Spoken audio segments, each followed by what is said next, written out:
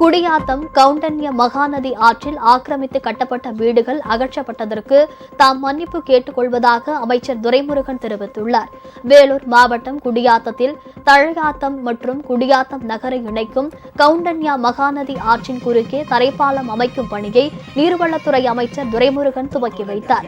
இவ்விழாவில் மாவட்ட ஆட்சியர்கள் சுப்புலட்சுமி, தர்பகராஜ், சட்டமன்ற உறுப்பினர்கள் நந்தகுமார், அமுலு, விஸ்வநாதன் உள்ளிட்ட பலர் கலந்து கொண்டனர்.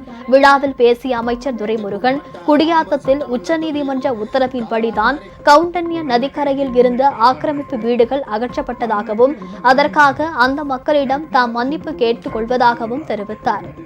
திட்டங்கள் நிறைவேறுவதற்கு இங்க இருக்கிற யாருடைய வீடுகள் இடிக்கப்பட்டது என்றாலும் அவர்களையெல்லாம் நான் மன்னிப்பு கேட்டுக் கொள்கிறேன். உங்களுக்கு வேறு ஏதாவது செய்ய வேண்டுமானாலும் நான் செய்ய கடமைப்பட்டிருக்கிறேன். நான் எடுக்கல, அதை மக்களுக்காக எடுத்திருக்கிறோம். மக்கள் அது மட்டும் இல்லாம எங்களுக்கு சுப்ரீம் கோர்ட் ஆர்டர் கொடுத்திருக்காங்க.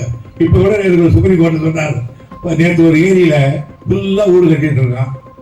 அது போய் நான் போய் சொன்னேன், வானாயான்னு தண்ணி விட்டா என்ன பண்ணுவேன், தண்ணி வந்துச்சு ஓன்னு கத்துறாங்க. நான் நேற்று சொன்னேன்னா, ஆனா சுப்ரீம் கோர்ட் கேஸ் என்ன பண்ணிட்டான், அது பத்திரிகை பார்த்து chief secretary Bharathiyar chief secretary என்ன சார் அந்த இறைய என்று சொல்வார், உன்னாலேயே நான் அடிக்கடி போட்டு போறேன்.